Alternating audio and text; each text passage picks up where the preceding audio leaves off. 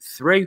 And the easiest way is in the chat box right to the side of this. So type anything in there, join in the discussion. If you've got anything to add to what we are talking about this evening, then please feel free to join in and put something in the chat box. That would be very much appreciated. It'd also be very much appreciated if you could tweet this link out so we can get as many people in here as possible. I've just posted the link on my Twitter, which is at John O'Bullard.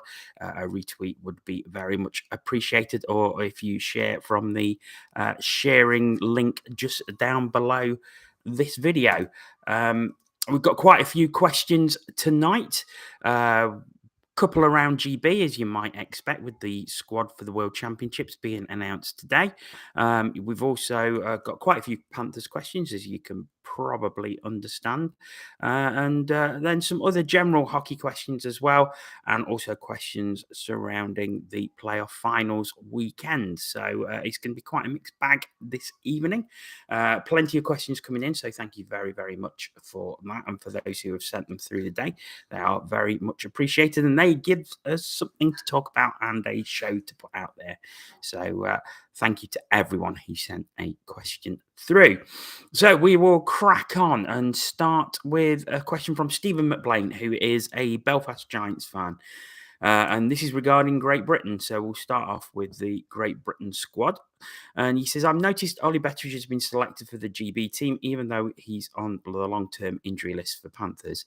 Is this a risk? And should another player have been given the opportunity? Yes, it's a risk. I guess Pete Russell feels that it's a risk worth taking, which is why he's kept him in the squad. But also there is quite a long reserve list in there. So I think someone else will come in if Ollie Betteridge isn't fit. I think we're very, very doubtful we're going to see Ollie Betteridge before the end of the season or in the playoffs, which then puts a question mark over his availability for Great Britain. I'm sure he's working through whatever injury he's got to try and make that plane for Finland, as you would expect. But I would think there'll be a timeline, or there'll be a date that Pete Russell has got in mind where Ollie has to be fit. And if not, someone else will be drafted into the squad, I am sure. But yes, it is certainly a risk. Staying with GB, and the next question comes from Dave Roberts, who is a Blaze fan, and he says, is there any possibility of getting a half-decent explanation from Coach Russell regarding the absence of Luke Ferrara from the GB World squad? Top Elite League scorer from last time around, and now on a woeful Blaze team, he's still third Brit in goals and second in points this season. I just don't get it, don't get it at all. You and me both, Dave. I was very, very surprised to look at the squad and see that Luke Ferreira was in the reserve list and not in the main list. And I've racked my brains, and the only thing I can come up with is the fact that Pete Russell has got his sort of first two scoring lines in mind, and Luke Ferrara is not a part of that. Because for me, you can't put someone like Luke Ferrara on a third or fourth checking line, because that's just not his game. He's a natural point scorer. So he needs to be, for me, on one of the top two forward lines. Looking at the roster as it is, I think he might have those filled. And that's the only reason I can think why Luke Ferrara has been omitted from the squad. However, I think should Betteridge not make it, I would think that Ferrara is the next one in line. Like I say, I'm amazed that he wasn't in the main squad. Absolutely amazed. But Pete Russell is a far better coach than what I am. And what do I know? But yeah, I was very surprised with that. Also, I mean, a lot of people calling for Kieran Long to be included. Which, yeah, I agree with. Kieran Long's had a great season for Belfast. Mark Garside was another one who was talked about. Another one who's in the championship squad. So it's very, very, very, very, very odd that we've not seen that. Just looking at the reserve list, Matt Howlett in there, Jordan Kelsall in there, Ross Venus, who was in there last time, Brandon Whistle of the Steelers, Jordan Cowney from Guildford, Joe Hazeldine, who I thought had a chance of making it. Dallas Earhart as well. He's in the reserve squad, not in the full squad. And then the netminders, Brython Priest of the Dundee Stars, who is clearly got into there from his outstanding form at the end of the season, where he came in for the injured Adam Morrison. And then Ben Churchfield, who's the former Steelers netminder who has been playing in the USA and got drafted into an ECHL squad for part of this season. So that's decent to have in reserve. I absolutely agree. And I think it's a strong squad. I think Josh Batch deserves to be in there for the seasons he's had. Josh Waller has had a brilliant season. He deserves to be in there as well. I think a lot of people raised eyebrows at Cade Nielsen being included, but he's had a fantastic 2 or 3 seasons at Aberdeen Wings in the States, and he is now going to the NCAA, where he'll be playing for Alaska in Division 1 of NCAA. And you've got to be a good player to play at that level. So I think Cade Nielsen is a very, very good inclusion. Terrific playmaker and goal scorer. And I had a hunch that he might be included in that team, but indeed he has. Let's have a look at some of the comments coming up. GB Ice Hockey Future says, surprised we didn't use the 4 warm-up games to try some players out, like Compound in Canadian University. I think the problem is with that is that the warm-up games are so close to the championship. I don't think that the coaching setup has got that luxury of having a long squad to check out some players like they have in the past. Let's not forget that the season end has been delayed because of COVID, so the season's been extended a week. That takes another week off the preparation time for the Great Britain squad. So yeah, I can sort of understand that in a way. I think had they had an extra couple of weeks, or if the season had finished at the time it was scheduled to be finished, because this weekend originally was supposed to be the playoff finals weekend, if you remember. I think then he may have chosen a long squad and then shortened it before the tournament. But I think with so little time between the end of the season and the championship starting, I don't think that the coaching staff had that luxury this time, unfortunately. Jamie says, Kieran Long, I was surprised to be admitted. Hi says, Ollie has done his ACL. If he has done his ACL, then I can't see him being back for the World Championships, if that's the case. Anthony Russell has said, GB side looks fine. A bit surprised Gospel wasn't in there over Headley and Long. Well, Pete Russell just doesn't like him for some reason. Otherwise, it was fine. I can understand Headley being in there over Gospel, as well as Gospel has done at National League. Headley has had a few starts at the Elite League, which is, of course, a much higher level. And I think that's probably why he would have got the nod over someone like Gospel. EIHL compilation says, wouldn't have been opposed to giving Liam Steele a run in the team. Yeah, he's on the list to be part of the NHL draft, still just 17 years old, I think, at the moment. Probably would have been a risk on defense. So I don't know, but maybe if he gets drafted, maybe someone to look at next year, almost certainly, I would have thought. GB Ice Hockey Future again. Anyone surprised Cade Nielsen made the team will be pleasantly surprised when they see him with the seniors. I totally agree. I've seen Cade Nielsen play lots of times for under 20s and under 18s. Great Britain, absolutely superb player, and I think he will slot in beautifully with that forward lineup. I think he will very much be a strong part of that roster. He's a very, very good player who's been playing at a good standard and will be going to a very good standard as well. So I think that's a very sound addition by Pete Russell there. Jamie, again, he just says, just 5 days between the playoff final and the first warm-up game in MK versus Italy. Yeah.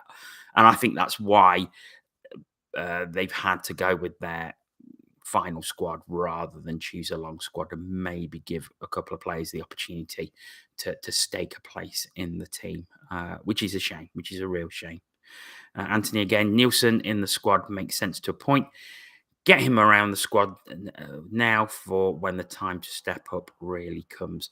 I can actually see Cade Nielsen being played on the top 2 scoring lines, to be perfectly honest, because that's his game.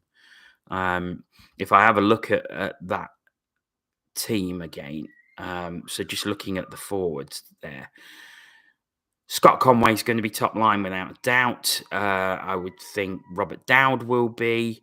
Mike Hammond almost certainly. Ben Lake possibly. And then you're looking for your top scorers. And then I think Nielsen and Pelini will go in there. And I think that's your top 2 forward lines, to be perfectly honest, because the rest of the players aren't really scorers. They're more probably Lewis Hook could make a claim for that second line, but I think the rest of them are more shut down players. Your likes of Betteridge, certainly your likes of Robert Lakovic, Matthew Myers, Sam Duggan, Ben Davis. Are they going to go in and potentially score a lot of points? I think there's players there in that forward lines who are potentially going to score or have the ability to score more points than some of them on there. So yeah, I think it's an interesting squad. I like the makeup of it. I like the balance of it. I'm surprised at Luke Ferrara's omission and surprised, but a little less surprised at Kieran Long's omission. But I think on the whole, it looks quite a decent and balanced squad. But I suppose there's a big question mark that still surrounds Ollie Betteridge regarding that. So we'll see what happens with that and who will come in to replace him, if anyone. I would think it would be Luke Ferrara, though, would be top of that list. GB Hockey Future again. I honestly don't think Cade Nielsen is bought as just a kid. Well, he's not. I think he's 21 now, isn't he? He's better than quite a few of our bottom 6 checkers. Yeah, I think Cade Nielsen is a very cultured player, a great playmaker, a stunning playmaker. He gets assists, he gets goals. So I think he will be part of those top 2 lines. And I think that's why he's been brought in.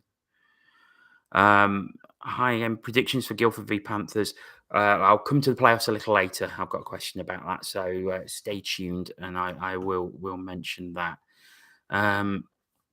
Right, let's crack on because there is still quite a few to get through. Just Nielsen is responsible, 200-foot player too. Easy for a coach to trust, which is often a problem with GB and young lads.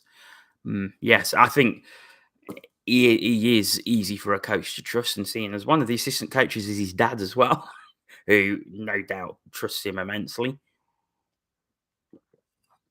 So, yes, I totally agree. Yeah, big Cade Nielsen fan, and I think he will do very, very well in that squad. Very, very well.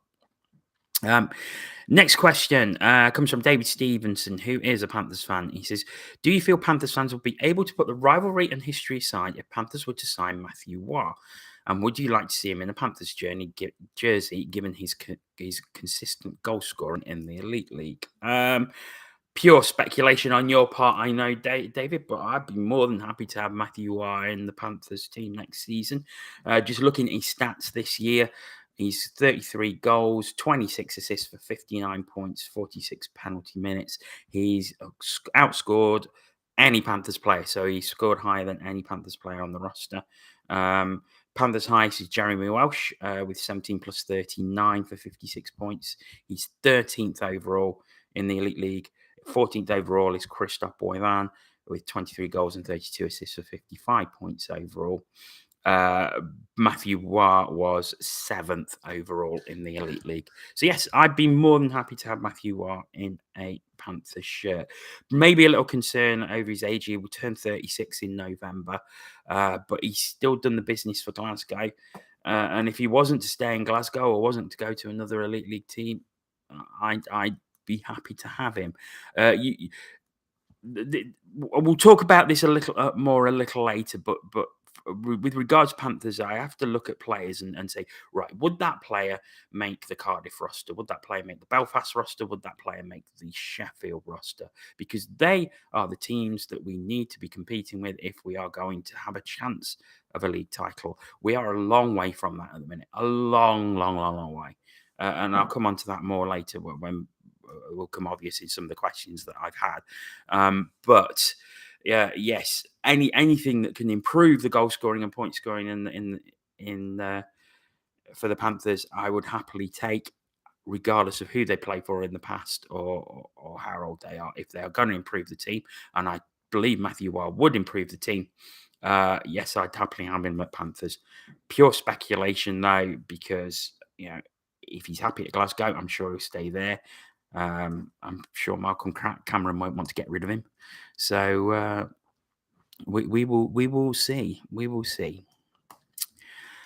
I'm sure the big rumour season will start over the next couple of weeks without any shadow of a doubt. Anyway, what's Adam say? Adam RP89. Do you see Ben Norton, the netminder for the under 18 GB squad? He's absolutely brilliant. He'll be great in the elite league. I think he's playing overseas at the minute. He's playing in America, and why would he come back to the elite league to essentially sit on a bench, which is all he'll do? He's not going to get a starting role. Why would he do that? I mean, I was having a chat with Ewan King, the GB goalie coach, last week for an interview, and we was talking about Will Curling, and we sort of, before he had the starts from Panthers this season, he didn't start at all for the Steelers. His last starts before this season were actually for GB under 20s in Lithuania in January 2020. That a netminder needs to develop. They need game time to develop. If Ben Norton signs with an elite league club, I'm going to melt down. And I'm sure you will, because he won't be starting. He'll be sitting on the bench. I think Ben Norton is better staying where he is at the minute. Or if he is going to come back to the UK, to the National League, where he will, I've no doubt, get a starting berth. But I don't think the elite league would be the right destination for him at the moment, because he's not going to get starts. As simple as that. Next question comes from at Paul Blackhawk on Twitter, who is a Steelers fan. He asks a very simple question. Do you think Fife or Manchester will drop into lower level hockey? Manchester won't, because they've put season tickets on sale for next season in the Elite League yesterday. So no, Manchester not. Fife, where are they going to go? The only option for them is the Scottish National League. It's a far too low standard of hockey for the Fife Flyers. I think Fife have got problems, don't get me wrong. They've had an incredibly poor season, and I think there's a lot of change needed at that club. But I do genuinely think the only option really for the Fife Flyers is Elite League, because I can't see them joining the National League because it's too far north. And the National League is part of the EIHA. So the quick answer to that is no, I don't think they will drop into lower level hockey at all, because I just don't think that the situation is there. Certainly not for Manchester. Manchester, despite not having a great season and not qualifying for the playoffs, have had some very good crowds this season. They've actually increased their attendances, so that off the ice they've done very, very well. Their match night commentators bloody good as well. Let's move on. Alex McLaughlin, he says, what are your thoughts on the current Steelers situation on Twitter? Do you feel like the social media admins have taken their personal opinions out on a select few individuals? Now, I've not seen anything, so I asked Alex to send me some examples, which he did. It didn't clear a lot up, but I know there's been some quite high-profile Steelers fans who've been really, really complaining about things on Steelers Twitter and the way that they put things out, and they've been blocked. Now, if you're going to abuse someone, then you have every right to be blocked, because abuse doesn't help anyone. But it seems to me, and I need to look deeper into it. I've just sort of scratched the surface on this from what Alex sent me tonight. Uh, it seems that there has been some reasonable criticisms from some Steelers fans, and they've been blocked by the Steelers Twitter. I don't know the full story. I don't know if there's any background to it. Like I say, I've only seen what Alex has sent me, so I do need to.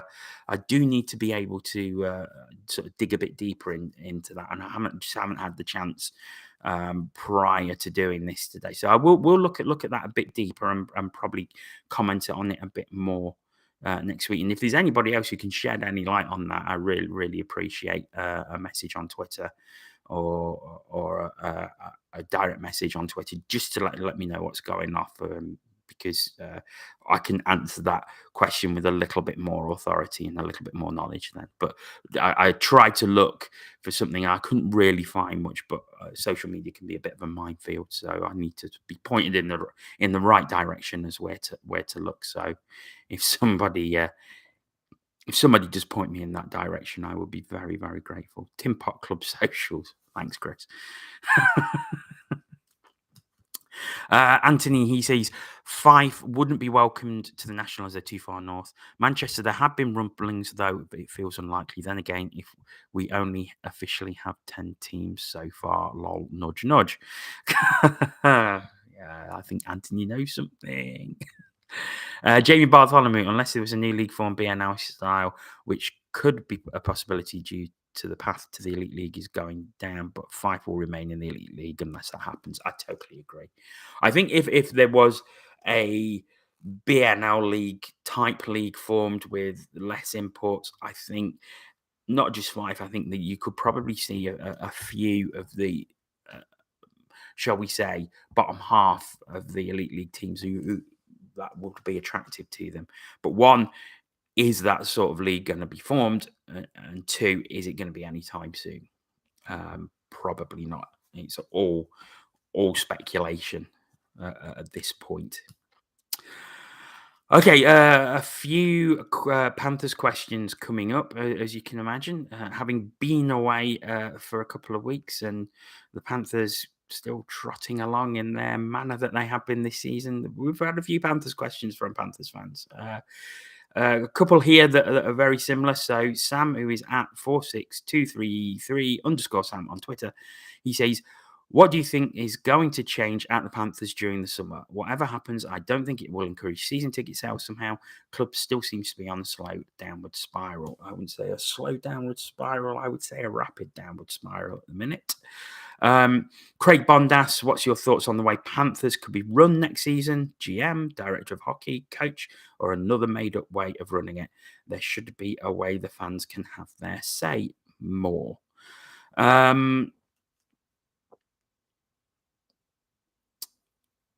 Glyn says, has anyone asked you about the relatively low playoff ticket sales and predictions for Guildford Panthers from high?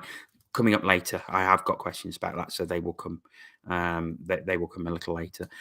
Anthony Russell, the downward spiral, the Helter Skelter, Nottingham Panthers. Yeah, that's what it feels like. That's what it feels like. Right, so a few Panthers questions coming up all around the same thing. So I'm trying to work out how to put this all into sort of one cohesive answer without ranting. And believe me, I want to rant. What changes do I think are going to happen? I don't think there's going to be any. I think Neil Black will still be in charge. And I've said it week after week after week. I think there should be a new owner. I think we need a new owner. We need some fresh ideas. I don't think it's going to happen, though. And we are in a downward spiral, as Sam says, and I think that will continue. I can't see us competing. I can't see us having the budget to compete. I see more and more fans walking away. I don't think there'll be many people renewing their season tickets. It's just not been good enough. It's been an awful, awful season. It's not been fun. It's been a chore to go to games, quite frankly, for me. I know a lot of other people feel that way. And I know these people who've loved it, and that's absolutely fair enough as well. But for me, I felt it's been a chore to go to games, and and I'm not renewing my season ticket next season. That's more of a work issue because I do work a lot at weekends, and I want to commentate on some more games for the Manchester Storm next season, hopefully. So having a season ticket isn't cost effective. I'll still go and I'll still buy a ticket for games that I can get to, but it'll be far less. So it's not cost effective for me to have a season ticket at all. But I think there's a lot of people who are definitely thinking about walking away, and unless they are going to pull some very big early signings out of the bag and have a coach that people want to get behind, I just can see everything going in a continuing downward direction. So, I just I don't think anything will change as the way things stand at the minute. And I don't think, as Craig says, I don't think it matters how it's run. GM, director, or hockey coach, another mate. I don't think anything's going to change. I think it needs a complete and utter clear out from top to bottom and starting again and starting from scratch. Because I think that's the only way it's going to improve. It's just not good. It's just not good. And I know people are trying their hardest, and I know people are doing their best, but there's just no experience at the club, and it shows. And it's just it makes me sad because I want to see a competitive club, and I want the club to be competitive. I want the club to be successful, but the way it is at the moment, I just can't see how that can happen, unfortunately. And I don't see it changing anytime soon, and that's heartbreaking for me to say. I really don't like saying it, and I wish I could be saying something different. But you look at the likes of Belfast, Sheffield, and Cardiff, and they are streets ahead of the Panthers. Absolutely so far out in the distance. Panthers were nearer to bottom than they were to top this season, points wise. It's our worst Elite League season ever. And okay, we finished fourth, as we always do, or we seem to do, apart from that one season. But we are a ridiculous amount of points, 33 points off the top. And I think we were 28 points off the bottom. So nearer to bottom than we are to the top. Things need to change. But they're not going to. Leah Scott asks, do you think Neil Black is pulling the wool over season ticket holders' eyes for next season, or do you really think he's panicking? I hope he's panicking. But if you anybody who watched that interview that he did with Dan Kerry on the Panthers YouTube, it was just the same old. Heard it all before, and nothing changes.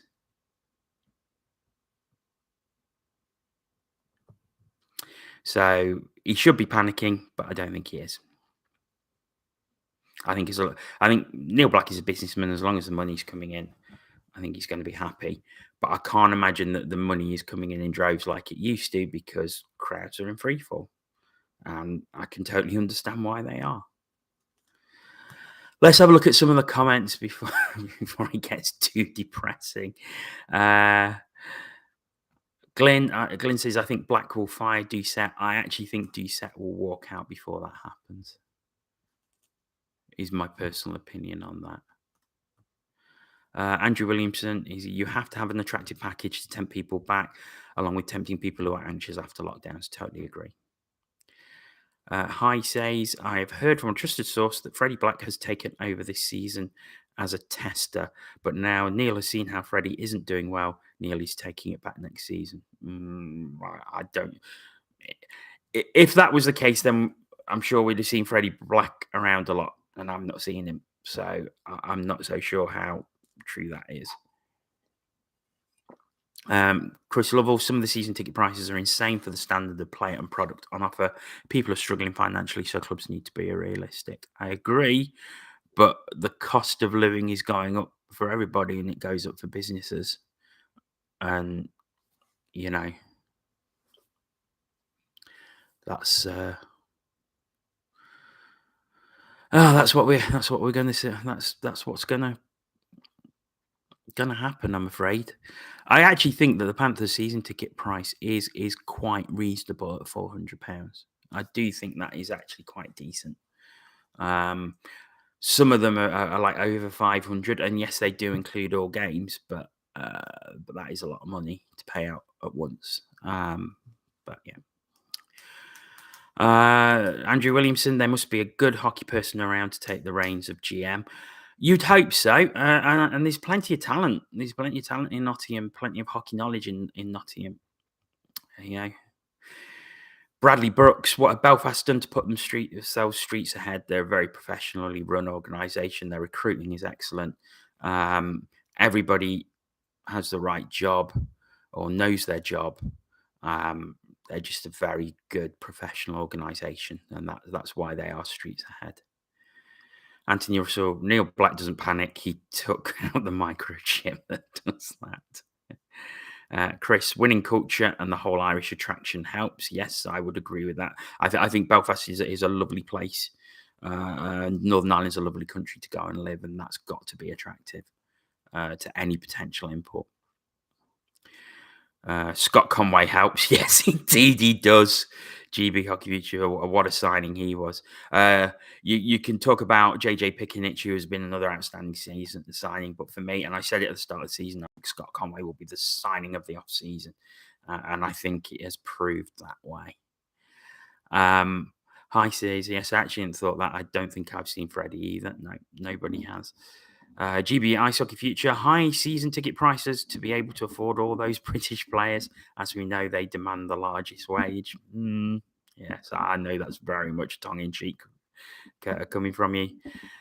Miss Charlotte, hello Charlotte, how are you? She says, I went to Belfast for the first time a few weeks ago and it was an incredible match night experience. Games, interviews, great graphics, great socials. I could go on, great arena. Yeah, all helps.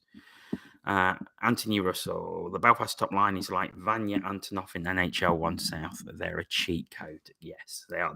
That top line of the Giants, the Goodwin, Pickenich, and Conway line has been nothing short of phenomenal all season.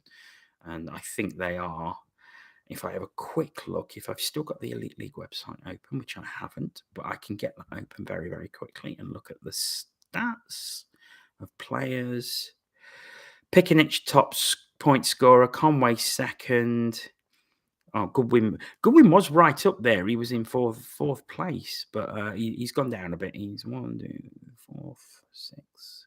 He's 10th, and Mark Cooper is 4th.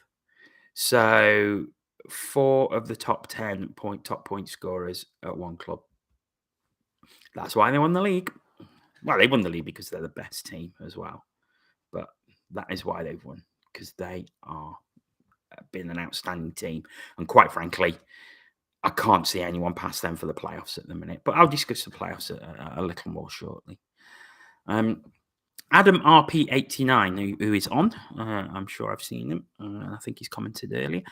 I hope you're still on, Adam. He says, do you think it was necessary for Guy Doucette to tell the fans we had tried to sign Bowns? It's a kind of slap in the face like, look what you could have won. He could have just said, we have Bowns as a netminder. Coach mentioning the potential signing wasn't a good step, in my opinion. No, I disagree. I think if someone in Guy Doucette's position, if he said, look, we tried to get Ben Bowns and Ben Bowns wasn't available because of the ITC transfer card rules, then I think he had every right to say that. I think it would have been quite weird if they'd have just come out and said, well, we've got Ben Bowns coming in, he's coaching our netminders, without saying that we actually tried to sign him as cover, because then there would have been an outcry of, well, why haven't you tried to sign him as cover? For anybody unsure, the reason that Panthers couldn't sign Ben Bowns as emergency backup cover is because his ITC card was in Slovakia, where he's been playing all season. Therefore, he can't sign to another federation, even though he's British. So he couldn't have his ITC card transferred to Ice Hockey UK because it was after the signing deadline. So that's why we couldn't sign Ben Bowns as cover. But he is here. He's training with the Panthers to obviously stay sharp for the World Championships, and he's helping to coach James Downey and Will Curling, which I think is brilliant. I think it is a fantastic option that we've got. It's just a shame we couldn't have him in the net for the playoffs, but hey, there you go. One of them things that's the rules that stopped us. But I didn't see any problem with Guy Doucette saying that and giving the reasons why. Because I think if he had not done that, but Ben Bowns had been at the club, then that would have just led to a heap more questions and a heap more speculation. So I think it was good to sort of come out, be transparent, tell the truth, say why, and move on. And I think that was spot on. Next question from Mark at Mr. Pack 75. Out of the current team, who would you have back next season? Who would you show the door? As he said earlier on, this is where you need to look at for the Panthers. Who in the current squad would make, of the imports, I'm not talking about Brits, of the imports, who would make the rosters of Belfast, Sheffield or Cardiff? And if none of them would, and I don't think many of them would, one or two at the most, but, quite frankly, I don't think if they're not going to walk into the rosters of Sheffield, Cardiff, or Belfast, why are we signing them, or why do we want them? So that doesn't really answer your question about who would I have back and who would I show the door. To be honest, I think the majority of them I would show the door, because I want players who are going to compete with the top three, who would potentially be looked at by the top three. Therefore, they are potentially good enough to play for us, I feel. If they're good enough to play for Cardiff, Sheffield, Belfast, they're good enough to play for us. If they're not good enough to play for them, why are they good enough to play for us? We need quality. We need the quality like they've got to compete with them. 33 points behind Belfast. 33 points. 33 points is 16 and a half games, 16 and a half wins behind the league leaders. That's not good enough, and that needs to improve if the Panthers are wanting to compete next season. So there's the challenge. Andrew Williamson, do you think you can rebuild in one summer? No, I think it's going to be very, very difficult. I do think it as I said earlier, I think it needs a complete rebuild, start from scratch, but you need to give it time if that happens. I think you need to give it at least 2 seasons, preferably 3, to get everything in place and get everything running smoothly. It's a mess. It's a mess and a shambles, and it has to change, because we are so far behind at the minute. So far behind. Bradley Brooks says, any news on the London club playing at Wembley Arena, or has that died? Neil Black said a few years ago it was in motion and the arena were updating with a nice plan. Yeah, that's gone very, very quiet, and I would think COVID has probably put paid to that for the time being, because there's been nothing for a good 3 or 4 years on that. So I think that is probably dead in the water at the moment. No reason why it probably can't come back, but I guess the rise of costs and the situation with COVID makes that a very difficult sell at the moment. But never say never, but I don't think that's going to happen anytime soon, is what I would say to that. Richard Bradley says, do you think it's time for Mark Matheson to hang up the skates? Points return was way down this year compared to the last 2. It was at a point per game in 1920 and 2021, then down to half a point per game. But he's at 0 on his plus minus. I rate Mark Matheson, very good defenseman, getting on in years, but a lot of experience. I think what he's done, I think he's had to make the decision, especially being coach as well. We have a lot of offensive defensemen, of which he is one. But I think he's actually reined that in a bit to stay more defensive, because the team has needed more defensive players. However, we conceded the second highest number of goals in the Elite League. I think Manchester conceded more. I will double check that on the standings, but that is what I saw. So if I look at the standings, goals against, Manchester conceded 210, Panthers and Fife 191. So that's not good. That doesn't look good on your defense at all. 191 goals conceded, which is the joint second worst in the whole league. So Mm. But I don't know. I think with regards to Mark Matheson, a very experienced player, a player I have rated very, very highly. Uh, is it time for Mark Matheson to hang up the skates? I think that's his decision, to be honest. Um, but let's put it this way: I wouldn't be surprised if that's what happened. Let's leave it at that. Okay, going to the playoffs now, and I know there's people watching who are waiting for playoffs. Adam RP89 again, who asks, "Are Panthers going to make the playoff weekend, or are Guildford going to beat us? Guildford have only beaten us twice this season out of 6 games. The games they won, one was in OT, and the other one by 1 goal." Um, I think. I think with the injuries we've got and the net minding situation, it's going to be very, very difficult. I think Guildford are hot favourites. Of course, I would like Panthers to go through, but I just think with the roster as it is, with so many injuries, and if players come back, they're going to be playing hurt, which is never good. I just can't see over 2 legs as coming out from those 2 legs winning. I hope I'm wrong. Genuinely, genuinely hope I'm wrong. But, you know, I just can't see it at the minute. David Houghton says, which 4 teams do you think will make the playoffs? I think Belfast Coventry is Belfast every time. Panthers Guildford. I think Guildford overall. I'm sorry, but I just can't see how Panthers can win that one over 2 legs. Clan Cardiff is an interesting one. I think that will be close. I think Cardiff have the experience to take that. And in Macroth, they've got statistically the best netminder in the league. So I think that will probably win it. But I don't think that will be. I think that will be decided by the goal, and I wouldn't be at all surprised if the Clan make it through. So I think that has the potential to be closest. Then you've got Steelers Dundee. That's a really interesting one. Steelers are on really shocking form, actually, at the end of the season. I think they lost 5 out of the last 6. Albeit 3 of those were against Belfast, I appreciate, but one against Manchester, the shutout loss to Glasgow. Just the one win, which was against Panthers, of course it was.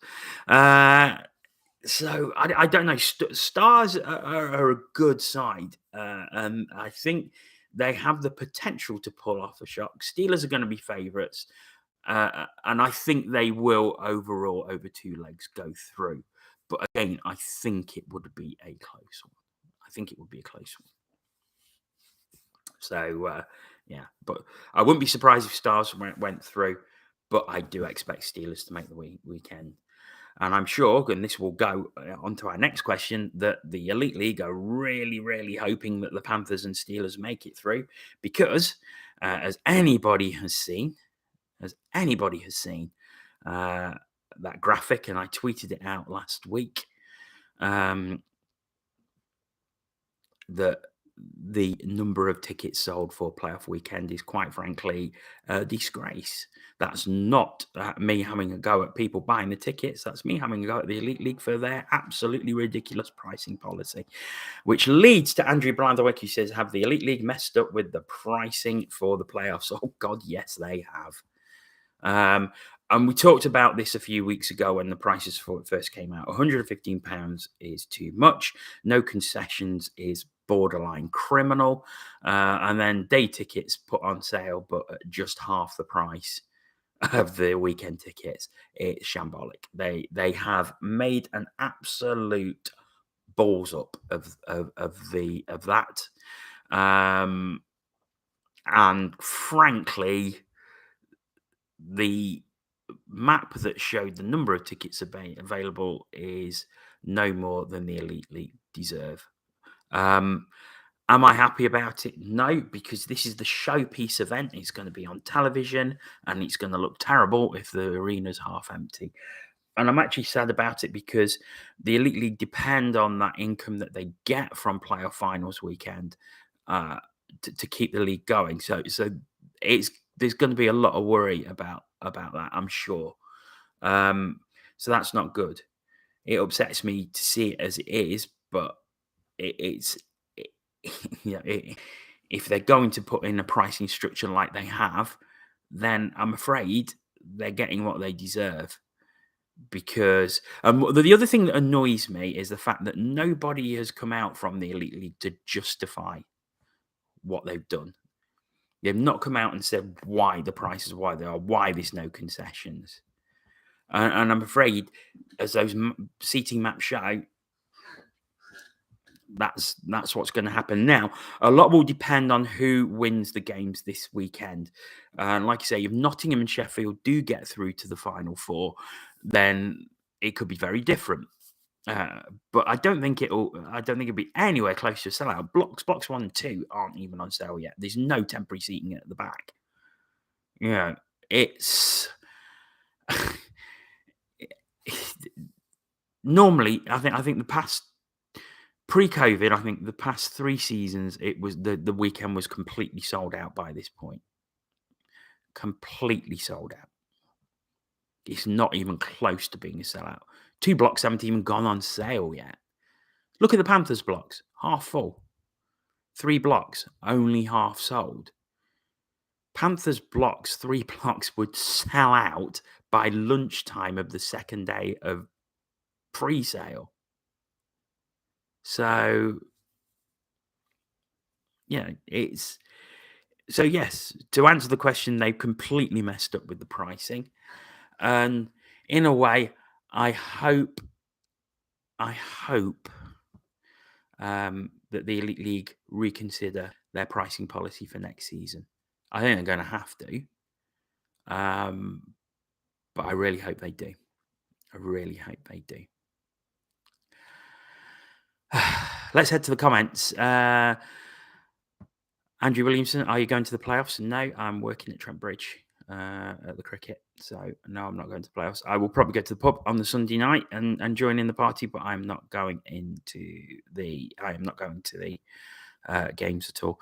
Chris says there's over 3,000 tickets still available. That's shocking. Absolutely shocking. Matty Carlton says, I'd love to go as a Belfast fan, but I'm not paying for hotel and flights on top of game tickets. And I don't blame you, Matty. I don't blame you in the slightest. Jamie Bartholomew, Lightning have sold out their 2 blocks for the NIHL playoff finals weekend, and they're now selling tickets in the third, which will be shared with the Steel Dogs. Yep. And that was only 55 quid and had concession prices.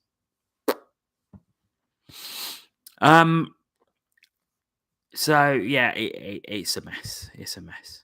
Bradley Brooks says, who would I like as Panthers' next head coach? GB Ice Hockey Future says David Clark. I think Clarkie's got a really good job out of hockey, so I can't see that at the moment. I know he still does. He is Clark and Co. Hockey schools, but I think he's got a very, very good job outside of hockey, which is why he's not involved in a club anymore. And fair play to him, absolutely fair play to him. Who would I like to see as coach?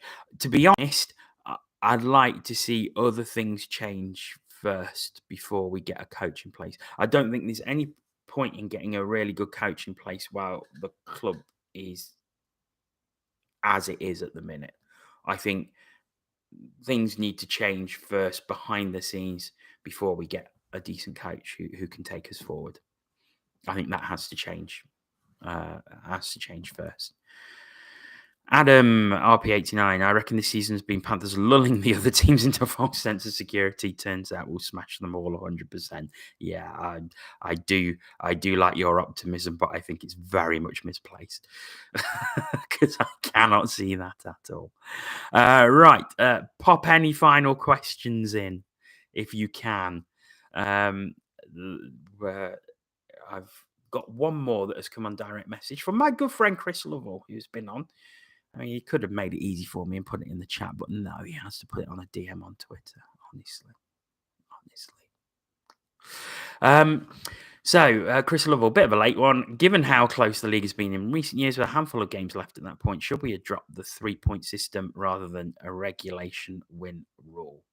i.e. 3 points for regulation win, 2 points for an OT win, 1 point for an OT loss. Yes. Simple as that. Yes. Yes, that's how it should be.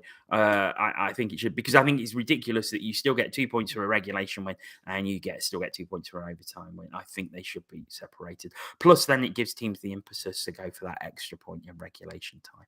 So, yes, I totally agree. I think that's how it should be. GBI Soccer Future, Jack Hopkins full time next season. I wouldn't be against that as long as he will get ice time on the top 2 lines and power play time, because that's his game. He's a natural goal scorer. So, yes, if he was going to be full time, he needs to be playing on the top 2 lines. Black and gold card is Miss Charlotte's question. Yes, so the £120 black and gold card, I think that has bitten the dust. I really hope it has, because it was a terrible idea. Terrible, terrible, terrible idea. Thoughts on Cardiff dropping Jared Skolday? Odd one, because no one knows if he walked or if he was sacked. From what I've heard and from what I can pick up, and I've heard stories of both, so I don't know what to believe. It seemed an odd time of the season to be doing it, so all I've say is because of the timing, I can only think he was sacked. Because it was just far too close to the end of the season. Andrew Williamson, who do I fancy for the NIHL North playoffs at Leeds this weekend? I can't see beyond Solway. I think they're just too good a team. I think Solway Sharks take that one. Matty Carlton. Chris Lovell also says, you admit you are a Storm fan. He will buy the rest of the Belfast block at playoffs and then give the tickets away for free. I couldn't do that to Chris. I couldn't do it to him. I know he hasn't got the money to do that anyway. But I'm not a Storm fan. I do commentate for the Storm, and I do enjoy it, and I love it every minute I've done of it this season. It's been fantastic. But no, I'm not a Storm fan. I will always be a Panthers fan. Who do I think will qualify for the National League playoffs final weekend? You know what, Jamie? I don't know, for the simple reason that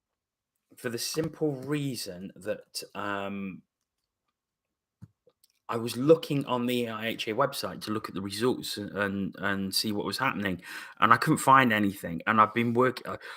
Today is my first day off in 10 days, so I worked the past 10 days straight, including 2 trips to Paris and back, which is why there wasn't a show last week, because I've just been working ridiculously. So I've not really had a chance to look at it properly. If someone can point me in the direction of a link or somewhere where I can look at the results, so I'm properly looking at it, because I don't even know who's beat who, and because I know it's a group system, I think.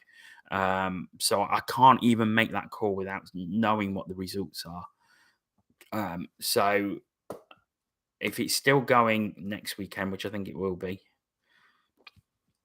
I'll let you know then. But at the moment, I can honestly say I don't know, because I've not been able to pay the right attention to it, which I want to, because obviously of players that are playing on 2 ways that I like to watch.